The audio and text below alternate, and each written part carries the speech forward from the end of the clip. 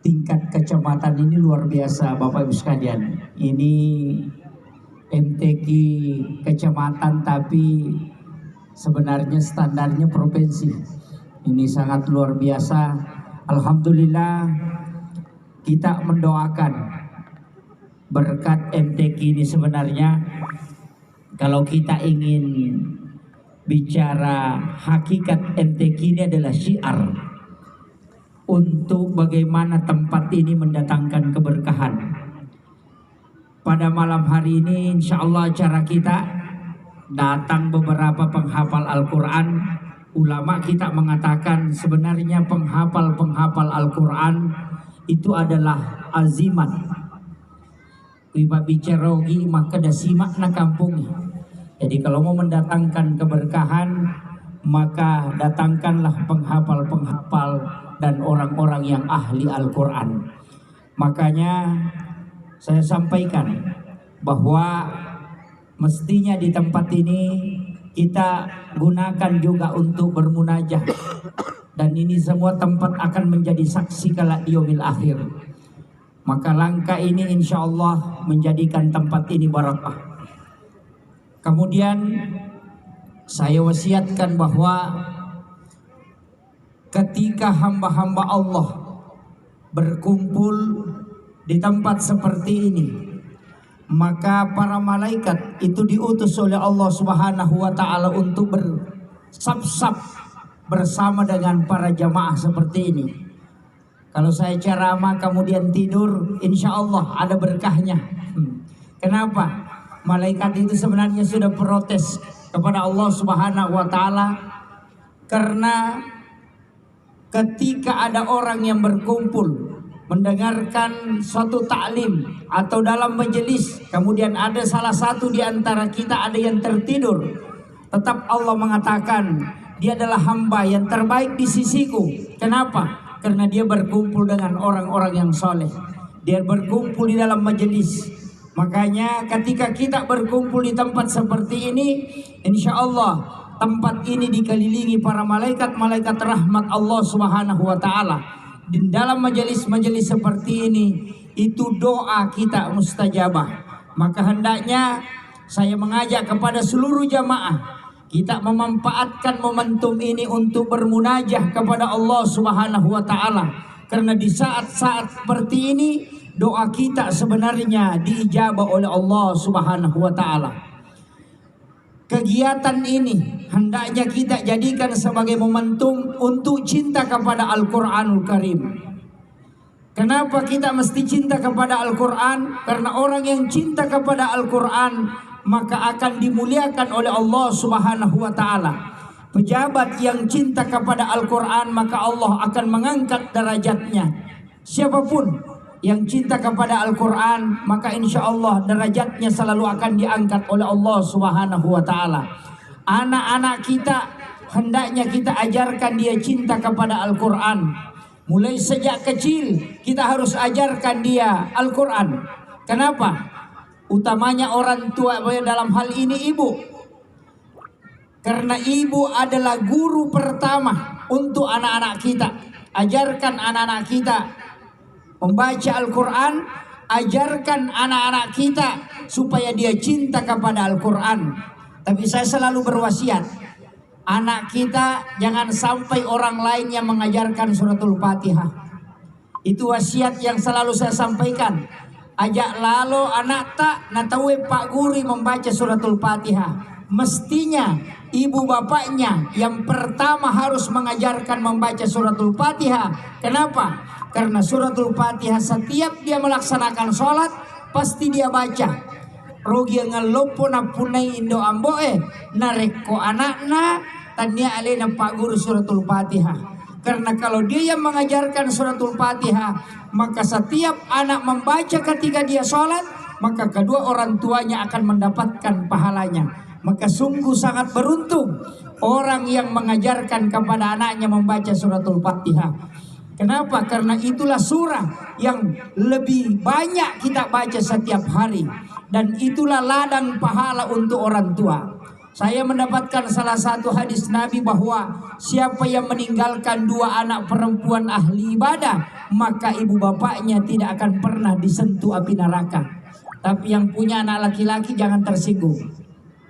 Kenapa? Karena anak perempuan itu bisa memberi syafaat. Nanti di yaumil akhir Pak Bu, di akhirat itu yang bisa memberi syafaat selain Rasulullah SAW, ulama juga bisa memberi syafaat. Selain itu, anak perempuan bisa memberi syafaat. Kemudian Al-Quran bisa memberi syafaat. Makanya riasanya syafaat dena cik di sumberna. Selain alim alabina Nabi Muhammad sallallahu alaihi wasallam, wedi mak bere syafaat, ulama-ulama kita bisa memberi syafaat.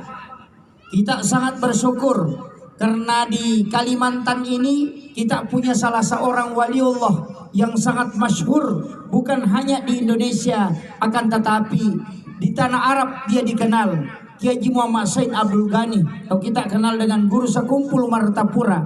Beliau adalah waliullah dan itu bisa memberi syafaat kepada murid-muridnya. Maka sungguh sangat rugi orang Kalimantan kalau tidak bertawassul juga dengan beliau. Karena para wali itu adalah sama dengan bendera yang tiangnya sudah tinggi. Kalau kita ingin mendapatkan kemuliaan di hadapan Allah, maka melekatlah pada tiang-tiang ulama yang sudah dianggap waliullah itu. Kalau ada yang dari Sulawesi, mungkin dari Darul Dakwah Irsyad, Dede Imam Koso, maka Guru Takiat Jabdur Rahman Ambodale almarhum al-maghfurlah. Kalau ada yang dari As'adiyah, Guru Takiat Haji As'ad. Semua ulama-ulama seperti itu memiliki nanti kedudukan di hadapan Allah, bisa memberi syafaat. Orang tua juga bisa memberi syafaat. Guru-guru kita bisa memberi syafaat. Al-Quran bisa memberi syafaat. Bahkan irokorange okwilalan naki burue bisa menjadi nur. Insya Allah dia bisa memberikan keselamatan untuk kita. Saya dapat ilmu dari guru saya ketika beliau menyampaikan, nah, Al-Quran yang bisa memberi syafaat itu tidak mesti 30 juz. Tidak mesti 30 juz. Karena ada salah satu sahabat Nabi yang diangkat menjadi imam itu selama 5 tahun. Ketika dia imam selalu baca kulhu. Ini. Jadi pada saat dia jadi imam, dia selalu baca surah Al-Ikhlas. Sampai-sampai makmumnya protes karena selalu baca surah Al-Ikhlas. Makmumnya bosan. Tapi ketika dia diprotes, dia juga marah-marah. Dia bilang kalau kau tidak mau ikut, tidak usah ikut. Tapi ketika Rasulullah diberitahu, justru Rasul bertanya kepada imam ini tadi, maka memang inatulikudu Allahu membaca. Agak nasan, ia pesan dia Rasulullah, nama kanjak sampajaku, saya merasa khusyuk ketika membaca surah Al-Ikhlas. Apa kata Nabi? Karena kecintaanmu kepada surah Al-Ikhlas, maka nanti engkau akan bersamanya masuk ke dalam surga. Makanya sebenarnya Bapak Ibu sekalian, Al-Quran itu tidak mesti 30 juz yang bisa memberi syafaat. Pasti salah satu, ada satu surah dari sekian 114 surah, ada yang kita suka, kita pakai untuk ketika ke sholat. Jadi aku masam pajangi, pasti engkau maka daya ia puju baca. Ada yang suka membaca surah Al-Kautsar, ada yang suka membaca Al-Insyirah, ada yang suka membaca surah Al-Ikhlas, ada yang suka membaca Wadduha, ada yang suka membaca Walail. Silahkan, surah apapun yang kita cintai ketika kita membaca dalam sholat, maka itu kelak akan menjadi syafaat untuk kita. Jadi dena mesti maka datang lupa juz. Tidak mesti mengatakan semua surah, tidak. Nareko angka salah satu surah yang kita cinta, maka insya Allah surah itu yang akan menjadi syafaat untuk kita. Bukan hanya di yaumil akhir, tapi di alam kubur kita sudah mendapatkan itu, insya Allah. Makanya ibu-ibu, saya selalu wasiatkan Rasulullah SAW setiap malam sebelum tidur selalu membaca 6 surah. Cuma kita tidak mampu. Ya komeloki baca mana ngiro anang, insya Allah agak berat. Di antaranya adalah surah Yasin, yang kedua adalah Ar-Rahman, yang ketiga adalah suratul Kahfi, kemudian Al-Waqiah. kemudian suratul mulk, tabarakah. Tapi kalau ulama kita mengatakan kau tidak mampu membaca semuanya sebagaimana Rasulullah, maka pilihlah salah satu surah setiap malam kita bisa baca. Kalau surah Ar-Rahman untuk ketenangan keluarga. Jadi kau nggak tahu tuh 5 pengewas si bawalah kaina. Tidak ada genjatan senjata. Makanya baca surah Ar-Rahman. Tapi saya pernah mendapatkan ilmu bahwa setiap surah yang panjang itu ada turunannya. Surah Ar-Rahman itu untuk ketenangan jiwa, ketenangan batin, ketenangan keluarga. Akan tetapi ketika kita tidak mampu membaca surah Ar-Rahman ini, ada surah pendek yang menjadi turunannya, adalah surah Al-Kautsar.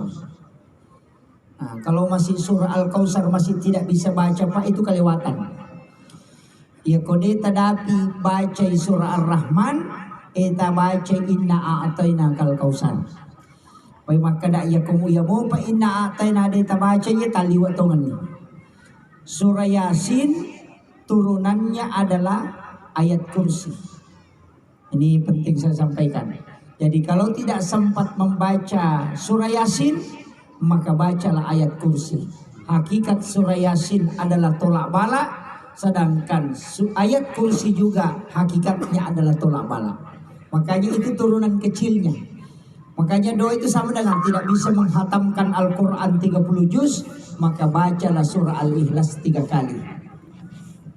Jadi bukan mengecilkan, akan tetapi supaya kita tetap melakukan amaliyah. Ikode tulip patamba ikorange ikulallahu nata baca katalu. Ya kode mau patulip baca ikulallahu katalu. Surah At-Takasur kita baca 1 kali, itu sama dengan membaca 1000 ayat di dalam Al-Quran. Jadi ada semua turunannya. Kemudian suratul mulk, tabarakah. Siapa yang mengamalkan surah ini, membaca sekali saja sehari semalam, maka jasadnya akan dijaga oleh Allah Subhanahu wa Ta'ala.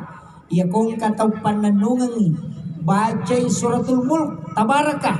Akka cicamona baca sehari semalam, maka insya Allah dia akan dijaga jasadnya, tidak akan hancur ketika dia dimakamkan. Jadi dia hancur otak kalian tutawe dan tidak akan kena asap kubur.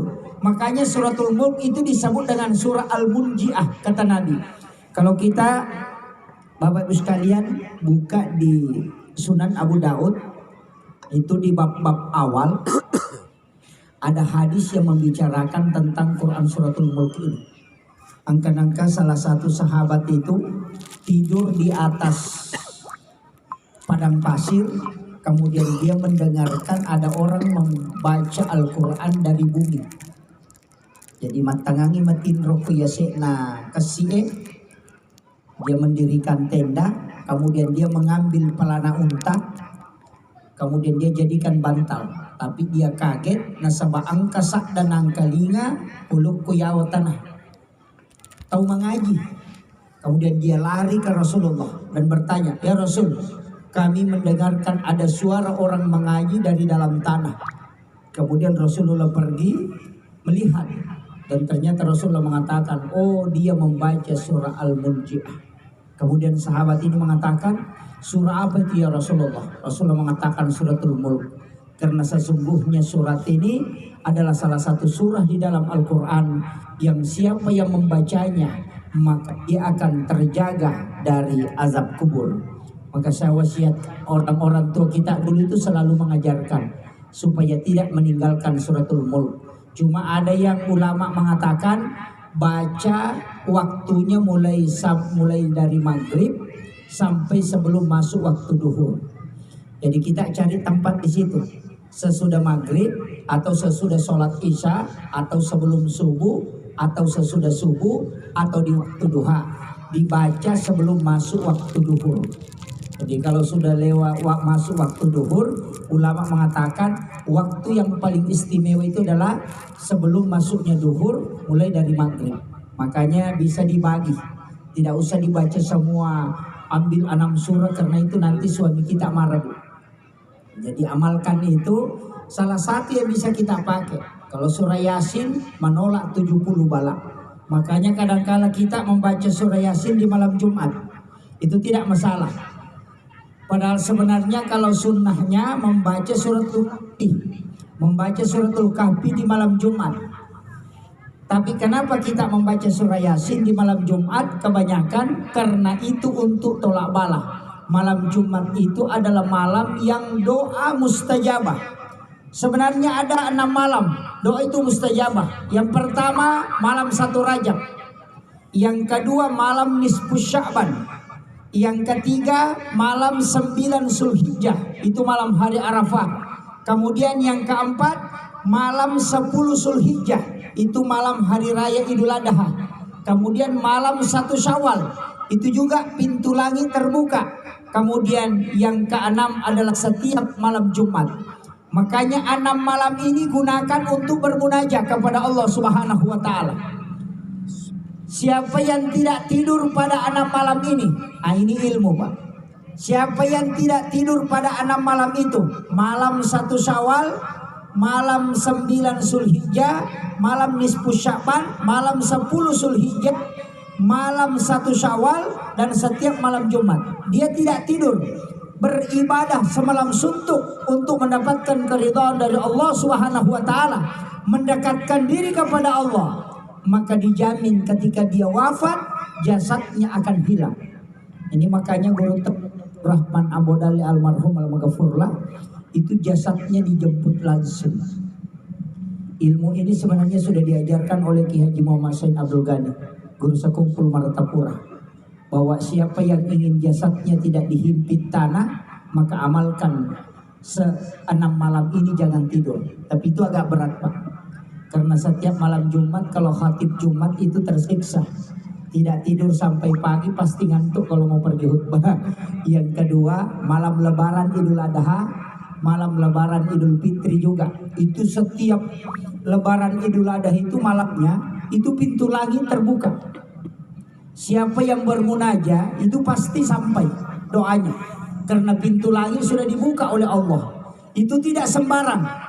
Dalam 360 hari dalam 1 tahun, Allah hanya membuka pintu langit 1 malam penuh, itu selama 6 malam dalam 1 tahun. Makanya sungguh sangat rugi kita kodeta manfaatkan ikut tadapi rotue. Ada 2 malam kemarin ini yang lewat, malam 9 Zulhijjah dan malam 10 Zulhijjah. Itu sebenarnya malam itu adalah malam yang dibukakan oleh Allah Subhanahu wa taala pintu langit supaya hamba-hambanya berdoa. Tapi malam lebaran Idul Adha kita tidak tidur, tapi juga tidak bermunajat. Karena kenapa? Manna subuh rasa. Ibu-ibu ini masak buras, kemudian siapkan makanan, sehingga malam itu dia begadang, tapi bukan untuk beribadah kepada Allah Subhanahu wa taala. Makanya kalau mendapati malam ini usahakan bermunajat.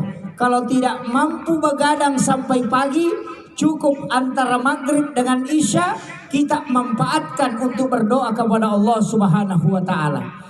Itu penting. Kenapa? Karena malam-malam itu adalah malam-malam pilihan.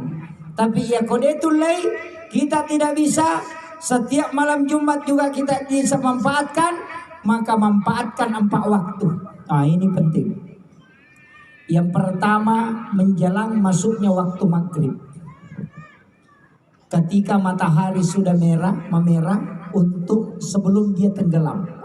Sekitar 7 menit sebelum matahari tenggelam.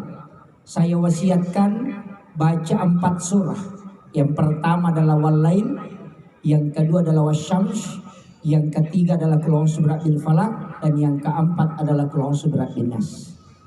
Siapa yang membaca 4 surah ini sebelum matahari terbenam, maka rezekinya akan diberikan oleh Allah seperti air hujan. Itu rezeki tidak akan pernah berhenti mengalir. Itu 4 surah, Bu, ya.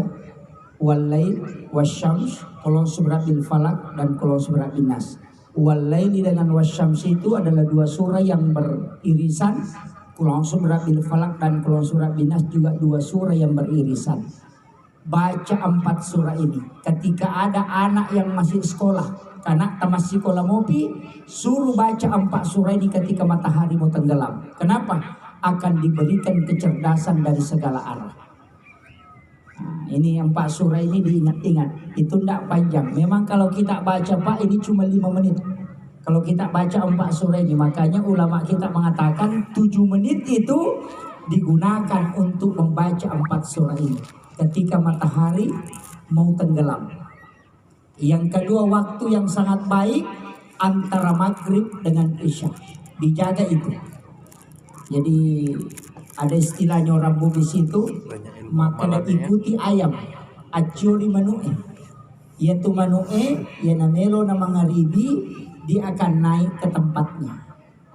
Nanti terang baru dia turun. Karena ayam itu ketika malaikat sudah turun, dia akan naik di tempat tidurnya.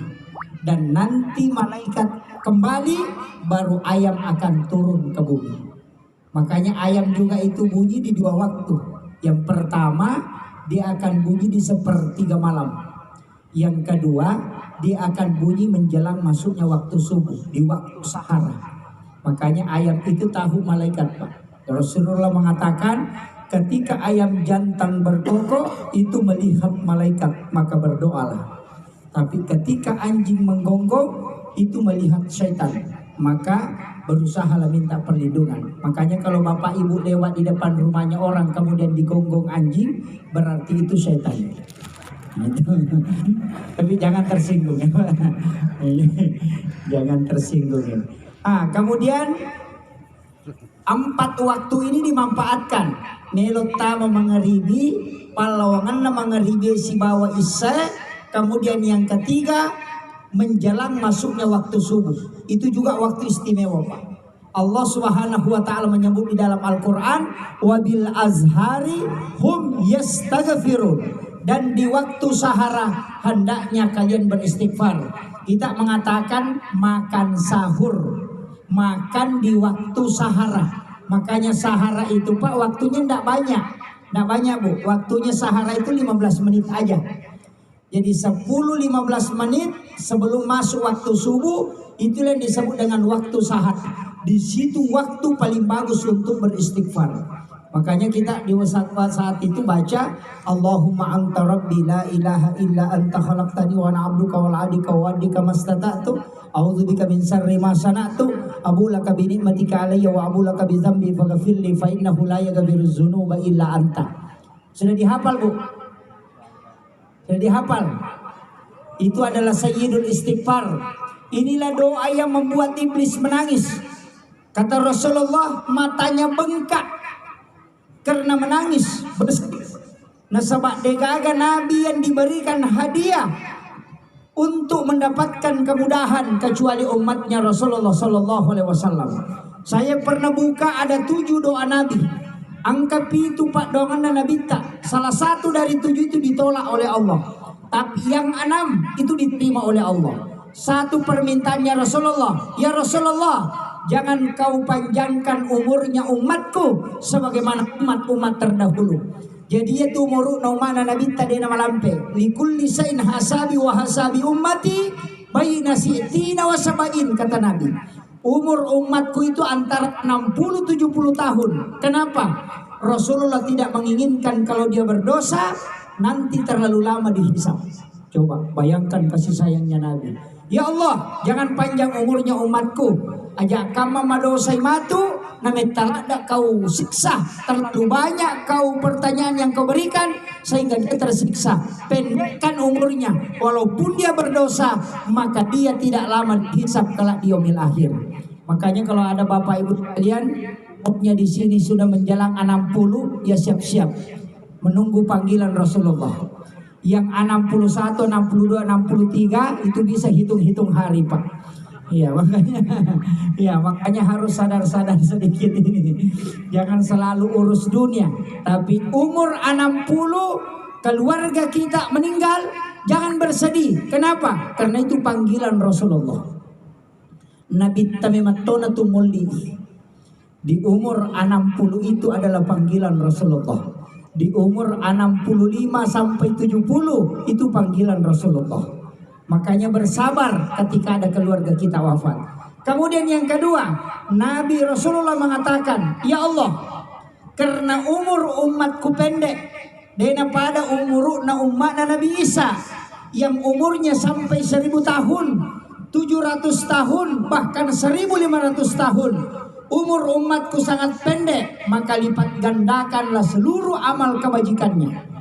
Itu beda dengan nabi-nabi yang terdahulu. Maka satu-satunya nabi yang diberikan sandaran pahala ibadah hanya Rasulullah. Nabi Musa, Nabi Isa, sandaran pahala selalu kepada Allah, perintah ibadah selalu kepada Allah. Tapi Nabi Muhammad SAW, sandaran ibadahnya lari salah satunya ke dia, dan satu ibadah sandarannya kepada Allah. Makanya dalam Islam ini ada 2 sandaran ibadah, ada wajib, ada sunnah. Haji ada disandarkan langsung kepada Allah, disebut perintah wajib. Tapi umrah adalah sunnah, itu disandarkan kepada Nabi. Nabi-nabi sebelumnya tidak ada, Pak. Jadi ya Nabi tak yalengi keistimewaan, ada sandaran ibadah untuknya.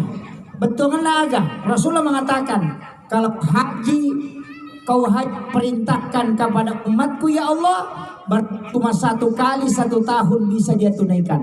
Bayangkan, ya kau haji mi perintahna pun, cicam itu si tahun na jama. Namun ya romatu de tonu le mendre tahun. Makanya Allah memberikan perintah umrah yang bisa dilaksanakan kapan saja. Tapi ni satu nabi tak, maka da angka umat kumatu oko Kalimantan. Macinala dalam umrah tapi dengaga duina. Kepengen sekali melaksanakan ibadah umrah tapi dia tidak punya uang, mungkin fisiknya juga tidak mampu.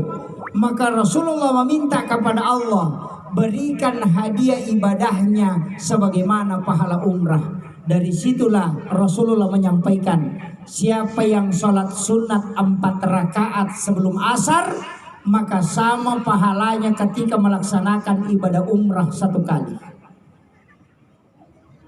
Nah, ibu-ibu, bapak-bapak sekalian, kalau mau dapat pahala umrah itu gratis, tidak menggunakan biaya. Cukup sholat sunat 4 rakaat sebelum asar. Itu 2 rakaat 1 salam. Bilang, wah ini saya susah kerjakan Pak Ustaz. Kalau begitu, kerjakan sholat sunat duha 2 rakaat di waktu pagi.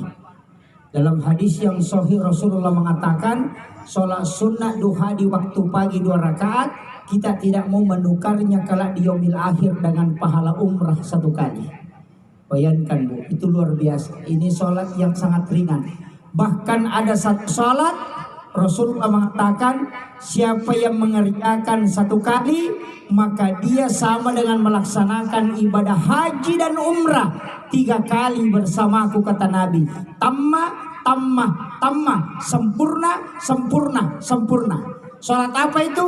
Sholat sunat Isra. Ini sholat Pak yang agak susah dikerjakan. Sesudah sholat subuh berjamaah di masjid, kita tinggal berzikir, jangan pulang, ajak terewak. Bisa keluar dari masjid hanya untuk buang hajat. Kemudian kembali berzikir, membaca Al-Quran. Setelah masuk waktu suruh, kita kerjakan 2 rakaat sholat sunat. Yang paling utama, rakaat pertama membaca wadduha sesudah Fatihah. Rakaat kedua membaca Al-Insyirah, Alam Nasrah. Ketika 2 surah ini kita sudah baca di 2 rakaat, ini 2 rakaat saja, Rasulullah mengatakan pahalanya sama dengan melaksanakan haji dan umrah bersamaku 3 kali.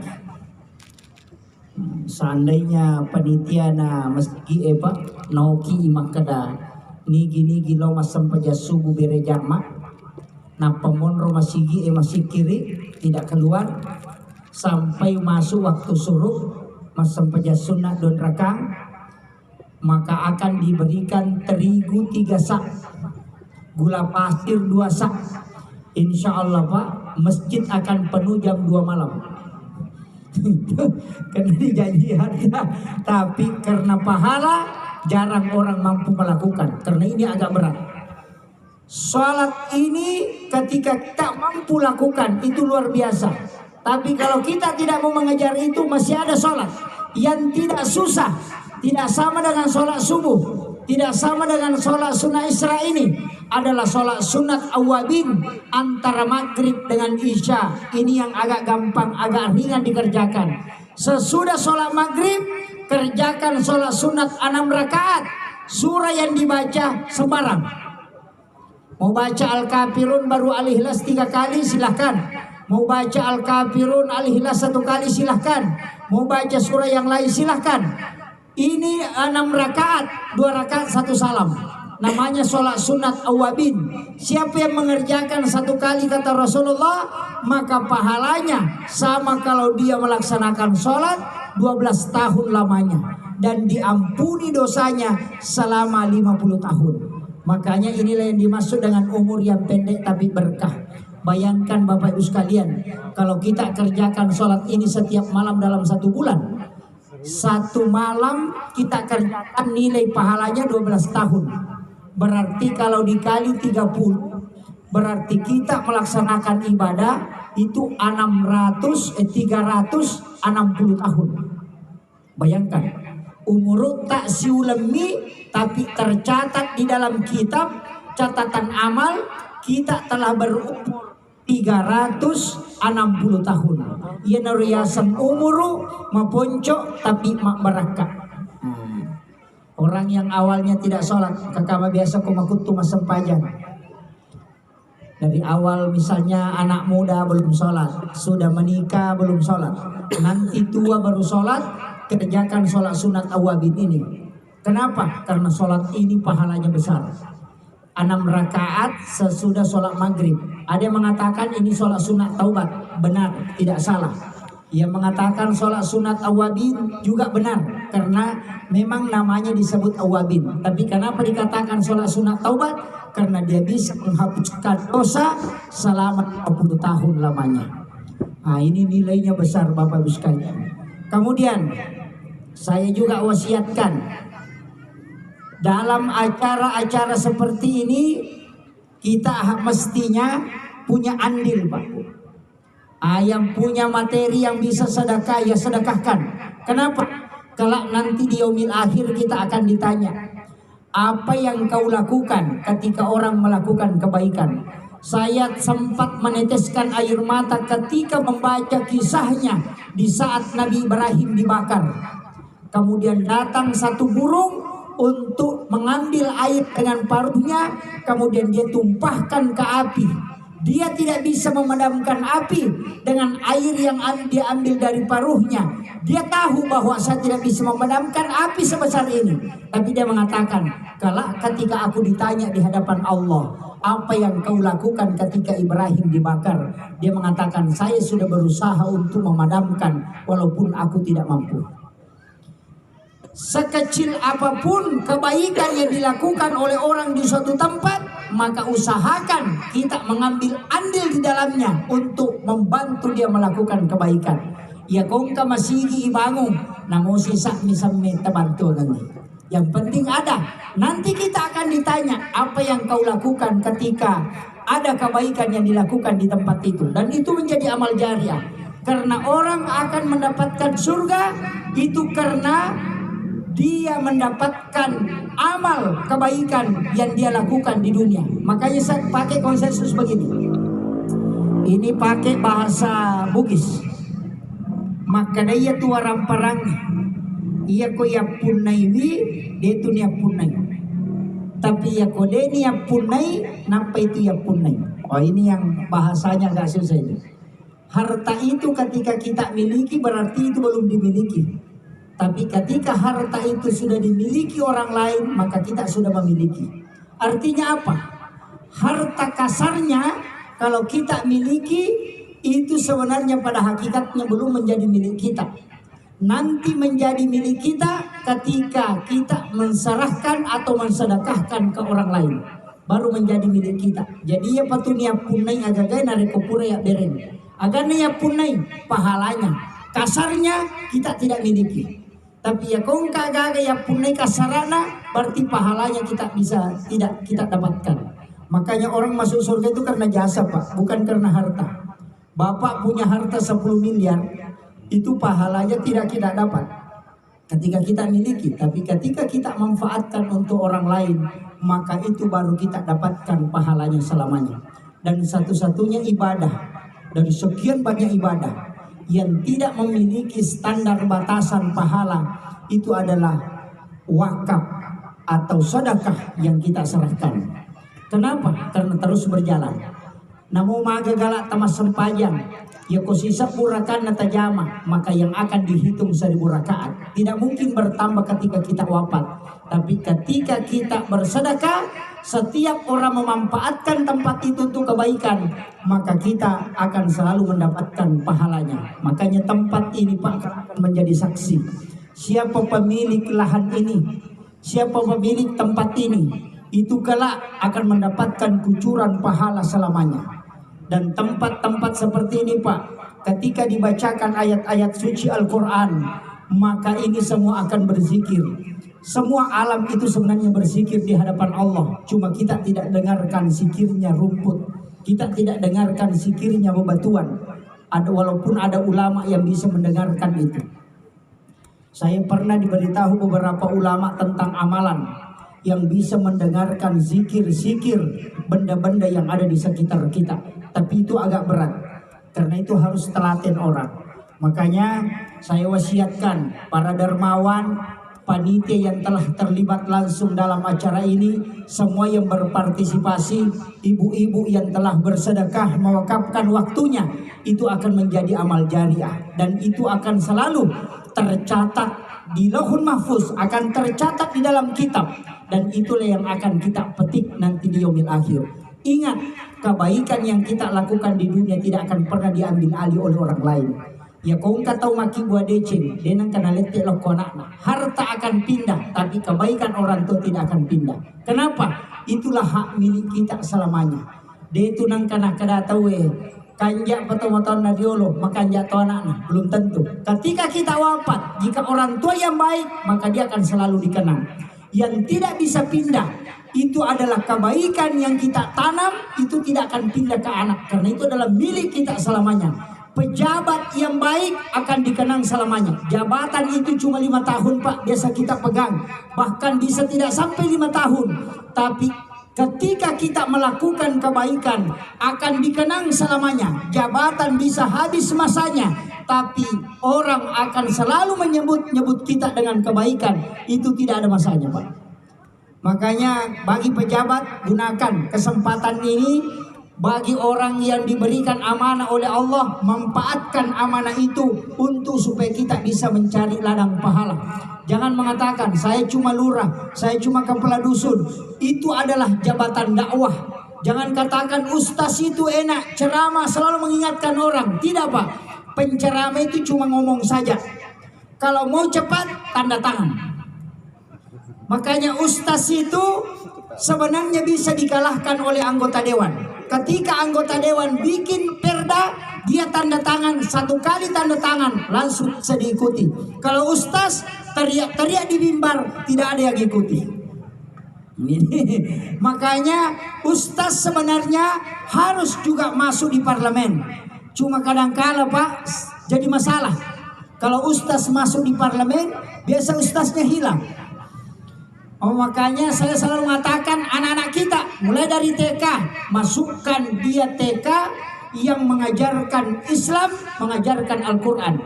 SD yang mengajarkan Al-Quran. SMP ajarkan Al-Quran. SMA ajarkan Al-Quran. Nanti masuk perguruan tinggi, kalau dia tidak masuk di perguruan tinggi Islam, tapi insya Allah akidahnya sudah kuat karena pondasi mulai dari TK sampai SMA dia sudah belajar Islam. Insya Allah ketika dia menjadi pejabat itu sudah ada dasarnya. Makanya saya selalu ingatkan orang tua, pertama lalu pesantren ini anak tak. Mulai dari SMP, MTS masukkan ke pesantren. Maka dapat taji Pak Ustaz di nomor 3 ke Beta, kota Patamujo pesantren ini. Anak yang pernah masuk ke pesantren itu ada remnya. Bapak-bapak yang ada di depan kita ini, para pejabat, para tokoh agama yang duduk, yang pernah mengenyam pendidikan di pondok pesantren, pasti dia akan mengatakan, aku bersyukur pernah belajar agama. Kenapa? Karena anak yang pernah belajar di pesantren, sekolah agama, walaupun dia nakal Pak, nanti kalau dewasa, nanti kalau sudah umurnya sampai mungkin 40-50 tahun, kalau dia mau sadar, dia mau sholat, dia tahu karena dia pernah pelajari. Tapi ya kodena karena sekolah agama tena melo sadar, itu cara sadar. Melo masam pajak dengan kena guribi, melo mengaji dengan kena guribi.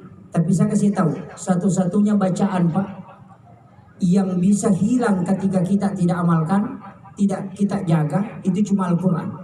Orang kalau sudah pintar membaca bahasa Indonesia, 50 tahun tidak membaca, tidak akan hilang. Tapi kalau Al-Quran kau tidak baca saja 3 tahun, maka pasti kau tidak akan bisa baca.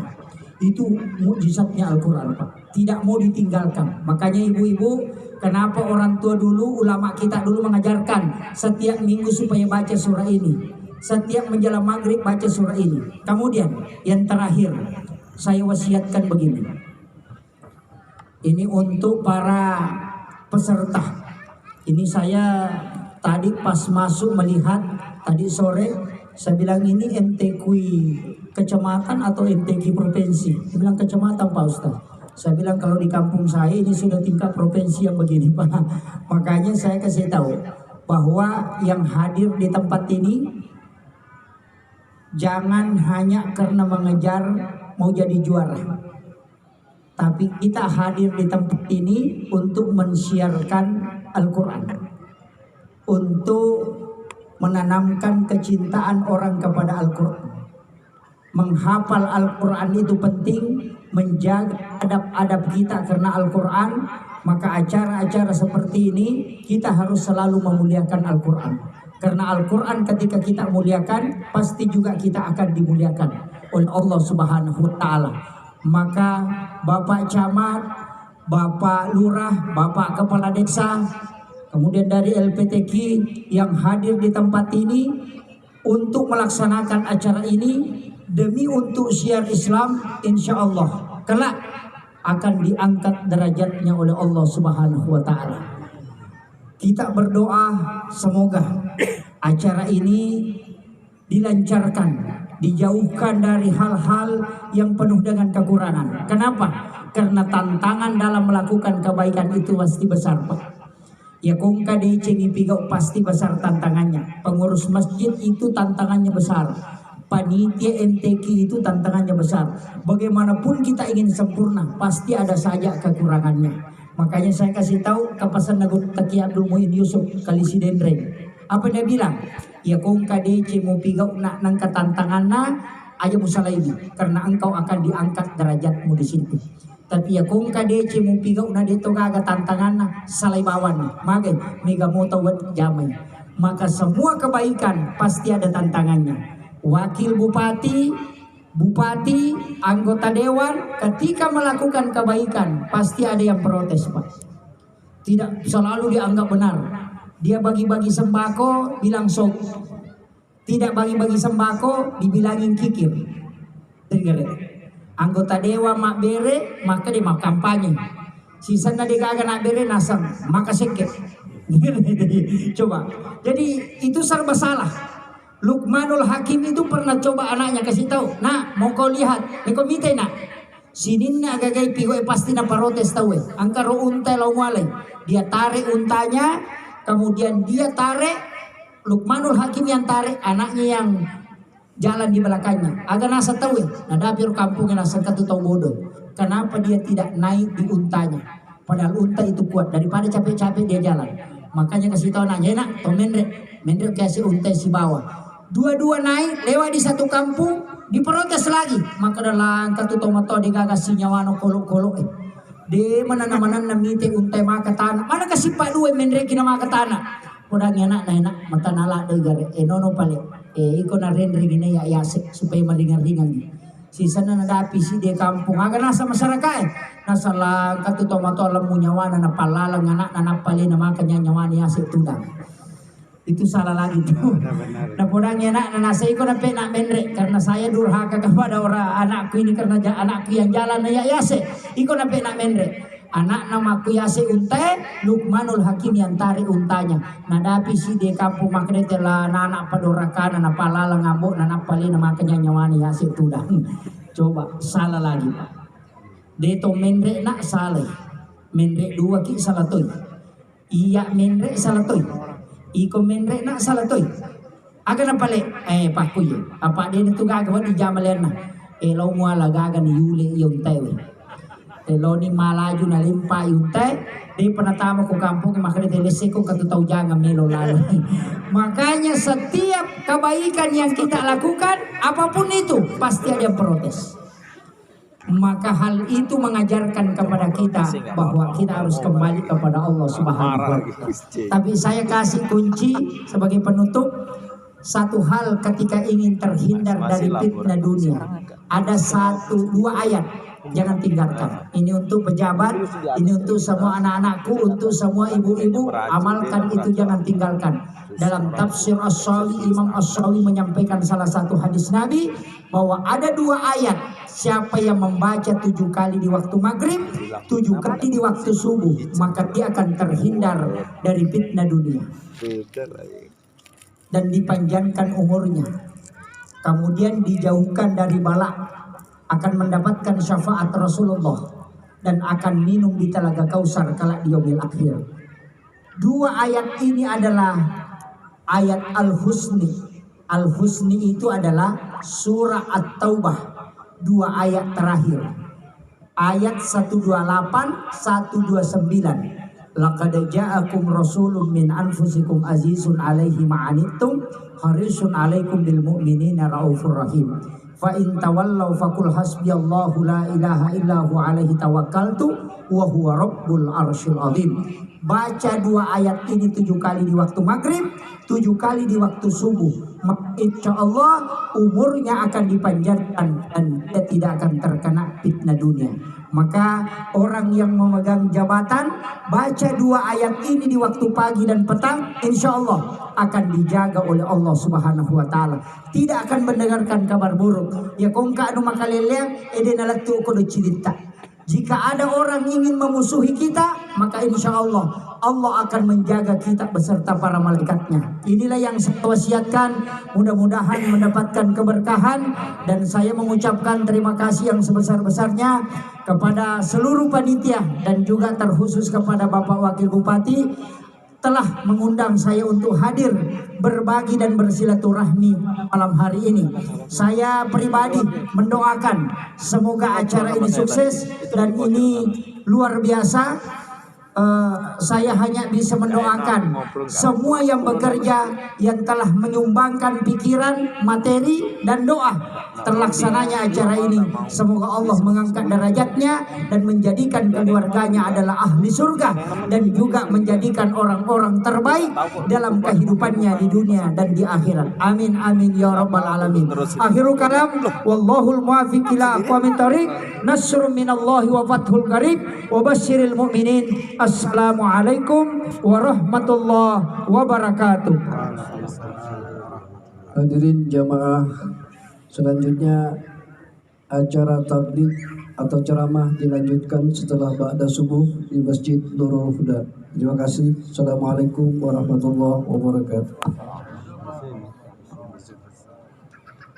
Baiklah, acara selanjutnya marilah bersama-sama kita mengangkat tangan sejenak untuk mendengarkan doa bersama yang akan langsung dipimpin oleh Al-Ustadz Muhammad Yusuf. Kepada beliau kami persilahkan.